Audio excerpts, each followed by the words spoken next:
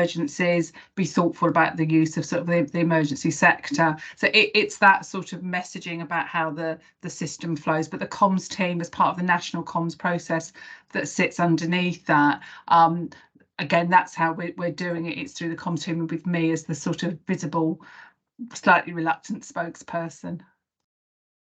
Thanks, Jo. Jaya? Well, it was just one question, and then I'll probably follow after that. It's just to know whether or not there's going to be a countdown, because people with the best will in the world won't remember until the last minute. So if the national campaign's doing a countdown to, you know, make sure you've got this, this, and this, that would be very helpful. I mean, it's on a cycle now, Jay, because I think this is our fifth strike. So there is a rhythm to it. So there's a national rhythm. I mean, you are, when you win these sort of campaigns, the national team do ask you, I mean, Susan, they do ask you to adhere to their pattern. We've got some leeway, but you do try to stick into sort of national comms when you have national issues. Got it. Thanks. Thanks, Jo. Any other questions on quality outcome and performance before I move to people? No? Okay. Jaya. Thanks, Jeff. Right, so only two things. That there are two sets of minutes that are up there, but the key highlight, I guess, is that we're making adjustments to our committee meetings so that we can ensure that we are using up-to-date finance and workforce data within our reports to make decisions. This will have an impact in terms of what we submit to board and how late those minutes are. Jo, did you want to come in and just give an overview of the reasoning and why we're doing it and what the wins are, please? Yeah, of course, no problem. So this means us moving the People Committee to the last week of the month, and that will allow us then to have monthly real-time data alongside our workforce monitoring and financial plans that we have been able to pull together alongside Sarah's team and the workforce team this year, which is new for us. It will allow us to interrogate that information on a monthly basis, and it will allow us therefore to pull out any issues or any red flags that we need to highlight, and then allow us to talk to system colleagues in relation to that. As Jaya makes the point, that means we won't have the minutes of that most recent board meeting at this board. We have talked to Rob Hayday and our board secretary about the realities of that. It is in line with our governance and assurance mechanism, because what is appropriate is that actually the committees in their assurance responsibility have the most up-to-date information.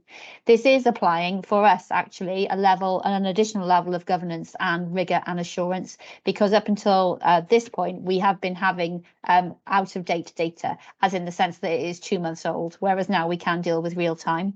We're also calling for the monthly workforce monitoring reports on a monthly basis. So even when we are having ICB meetings as opposed to ICS focused People Committee meetings, we will be taking a system report at each of those on a monthly basis. So there is an additional layer of assurance going in. So I hope that makes sense to colleagues, and it will allow us, as I said, to make more real time decisions. So thank you. Okay, thanks, Jo. Jay, anything else?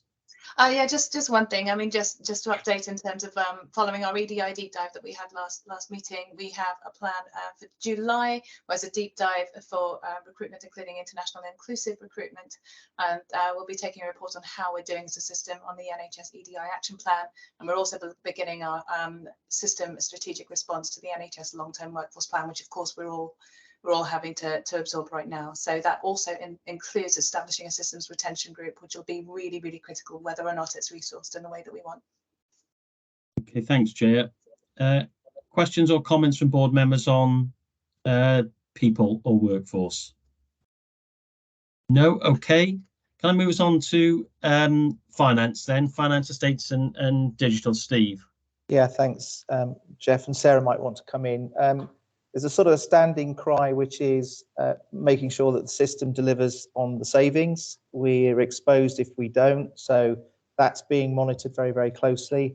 And obviously we're tracking across onto the workforce side, because that's where a significant spend through agency could catch us out, especially given the industrial action. So monitoring that closely. We had a deep dive in the June board with AWP, which was really good, really strong, and helped us understand the position in terms of Avon Wiltshire and Health Partnership, and they are stressed in terms of their workforce.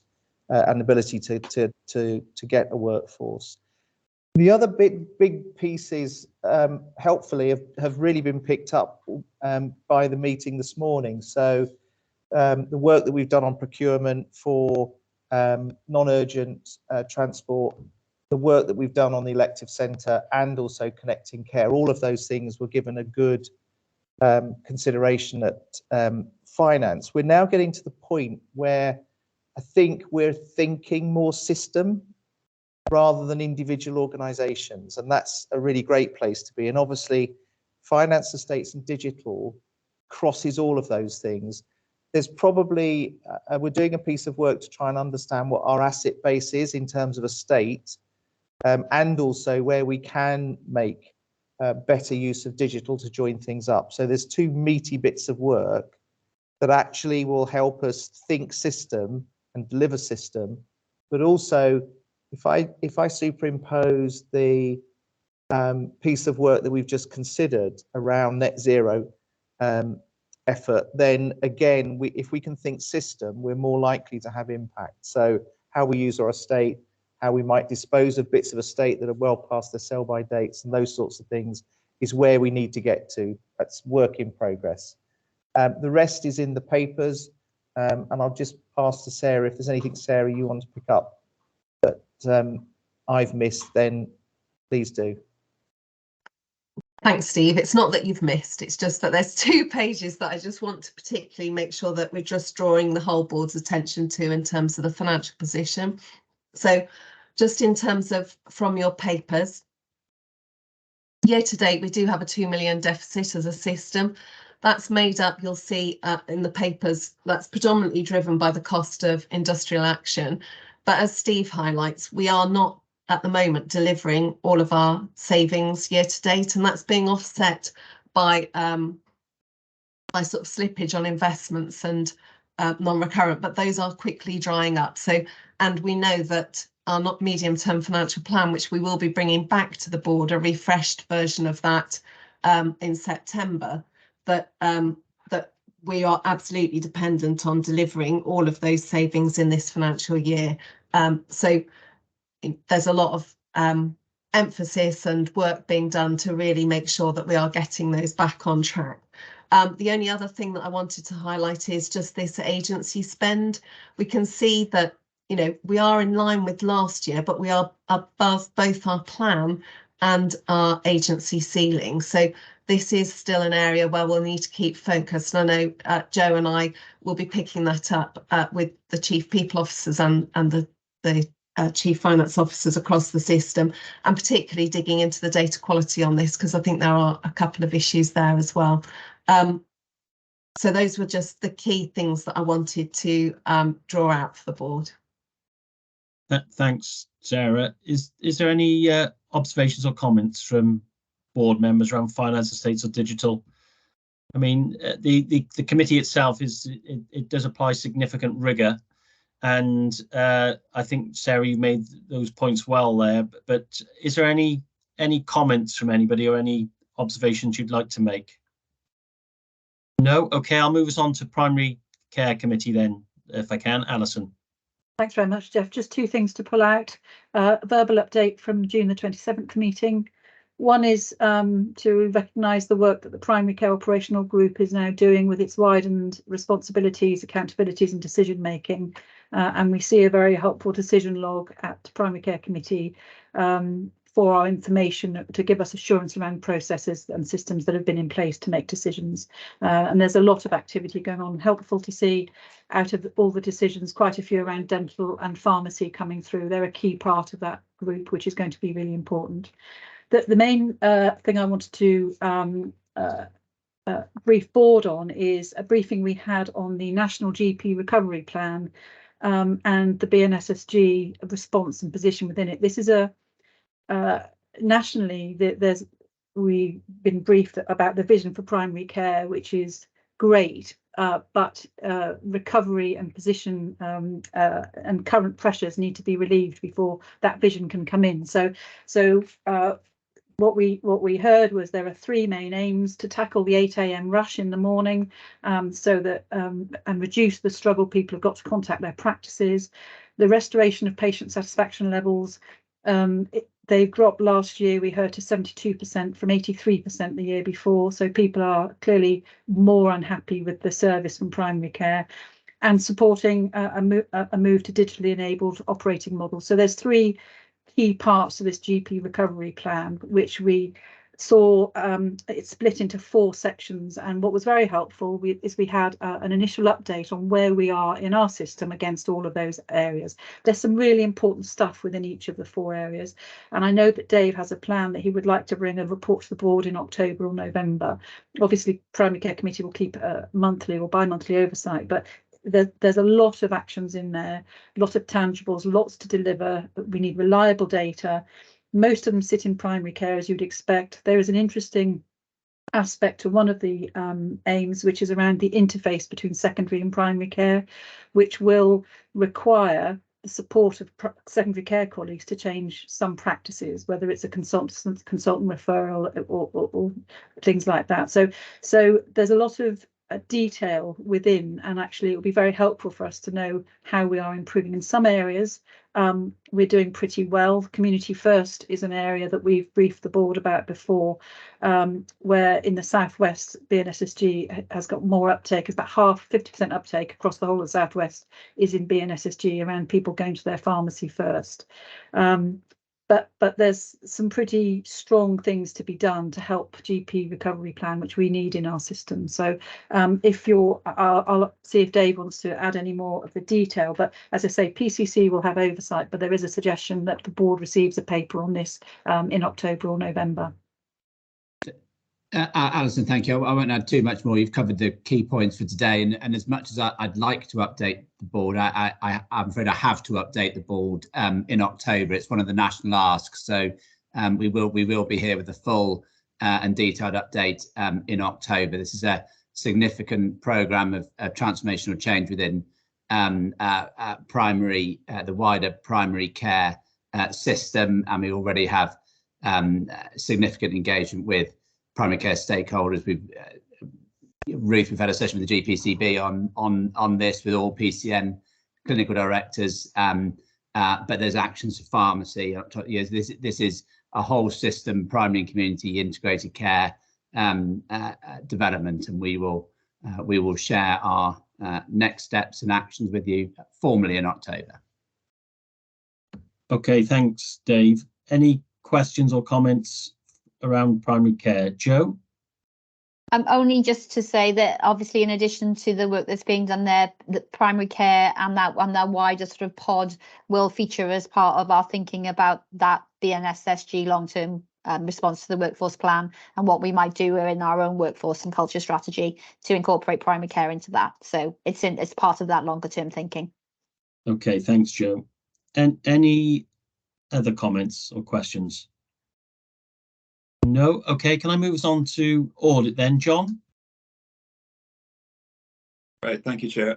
The April minutes are included in the pack. I gave a verbal update on those previously. I just wanted to report to the board about the meeting that we held on the 20th of June, because we were undertaking duties delegated to us from this board, and they were really focused on closing out the 22-23 financial year. So we received 3 annual reports. The first was the internal audit opinion from our internal auditors, so their first annual opinion. And generally, they gave us good progress, felt that we'd had a good first year of operation from their perspective. And the one area of note was around risk, and we've given that an extensive airing earlier in the meeting, and we know what the way forward is on that. So that was good. The second annual report was the counter fraud annual report, and they generally apply a RAG assessment to the various components. And it was really pleasing to see that they gave us an entirely green assessment. The report was entirely positive, and really good to see. Really good to see that that's very much now embedded in inductions and really kind of in the way we do things. And then the final annual reports were around the external audit. So we received and discussed the final 3 months of operation of the CCG and the first 9 months of the Integrated Care Board. We reviewed the reports, the accounts, and we approved letters of representation to be sent by Shane as the accountable officer and Sarah as the CFO. So that was the business that was transacted. Those minutes will come through in due course, but I'm just conscious of the gap to September and the fact that we will soon be planning an AGM. So I just wanted to get all of that on the record, and that it was all satisfactory from the perspective of the audit committee. Thank you. Okay, thanks, John. Any questions for John? Okay, so the final update is around the Integrated Care Partnership. I talked about some of this at private board this morning. We've got the Integrated Care Partnership Board Development Day tomorrow, and that was a conversation we had about the purpose of the Integrated Care Partnership. You know that the Integrated Care Board is a statutory board. We've got statutory requirements. The Integrated Care Partnership isn't quite the same, and there's a number of us on this call who sit on that partnership board. I think I'd like to put on record my thanks to Mike Bell, who's chaired it for the first year. But Mike is now the leader in North Somerset Council and is stepping aside, but he'd done his tenure as chair of the ICP anyway. And Helen Holland will now take over from Bristol. Mike's done a great job in steering the ship. There's been some really good conversations there. The whole work of the ICP over the first year has been consumed with producing the strategy and the work that both Matt and Colin have been heavily involved in. That being done, the meeting tomorrow is really important about the future of the ICP, because we pushed very, very hard to make sure that was an engaged, inclusive group in which local authorities were chairing it, not being a health chair. And actually, that's worked really well. I think we're getting a good membership there. But clarity on the purpose of the ICP is going to be really important. They haven't got a responsibility to hold us to account here at the ICB, but I think we're sort of duty bound to make sure we're reporting back into the ICP with progress against the strategy. So I think it's going well. Disappointingly tomorrow, and I don't know whether this is could have been avoided. I'm told not, but neither the chairs of either the acutes will be there, and I don't think Charlotte will be there from AWP either, which is a shame when we're talking about the purpose of the ICP, because it's really important that our acutes are involved in that conversation. And I would appeal to you to make sure that you are having the conversation with your chairs about what's happening at the ICB and making sure that's fed back in. Because my conversation with a number of the chairs last week indicated that since we no longer have the chief execs and chairs meeting, which preceded the ICB, they now feel, or some of them now feel, that the conversation within the ICP is a difficult one for them to get their voice heard. So that's important for us going forward. It is early days on it. Shane, I don't know whether there's anything you'd add from the ICP conversations or others who were there. So Joe, Rosie, or Colin. But Shane? Yeah, no, I think it's been very focused on strategy and now just needs to find what its role is post the creation of strategy. Because what's interesting is the delivery of the strategy will not be through the ICP as a body, but the people around the table as individuals will undoubtedly be involved in delivery, because the organizations that they work for are deliverers. So it's going to be interesting tomorrow just to try and get the ICP on the path. The other thing is, obviously, the ICP has had a very strong voluntary and community sector voice in the last 9 months. But we are not just about the voluntary community sector, and it is important that we can have all represented. But look forward to tomorrow to try and work through what that plan looks like.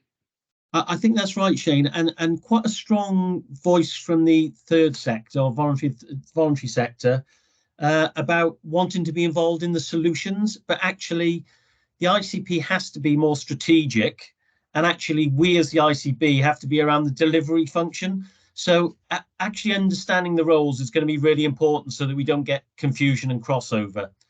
Colin? Yeah, thanks. And just to say, of course, I think there's potential role for the ICP to continue to iterate and evolve the strategy, because we've said it is an ongoing process, and part of that will be, I'm sure, getting those updates on delivery, not in an accountability sense, but in the sort of update and information sense. That's probably not enough. There's more. I feel there's more potential in the ICP if we can harness that group capacity appropriately. But looking forward to the discussion tomorrow, because I think it would be helpful. It's very timely, isn't it, to get that sort of discussion going as to where the future of the ICP will lie. Yeah, thanks, Colin. But finally, again, I would appeal to you to make sure that you're feeding back even pre-seed content of what we're doing in the ICB back to your chairs, because some of them feel a little bit in the dark. So I think that'd be quite important.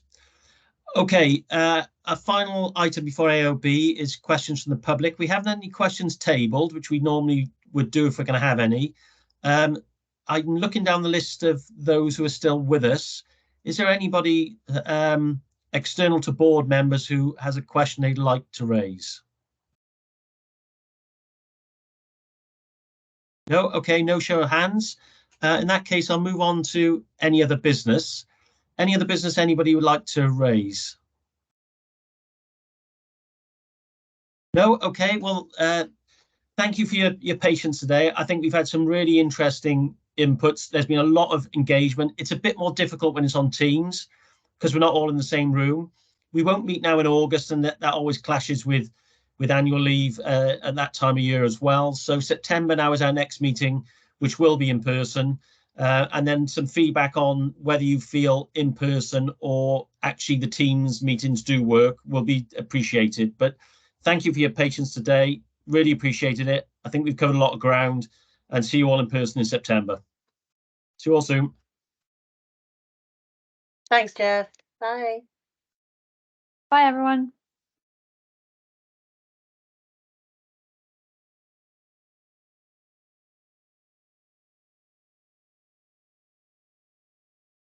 It's a long old day.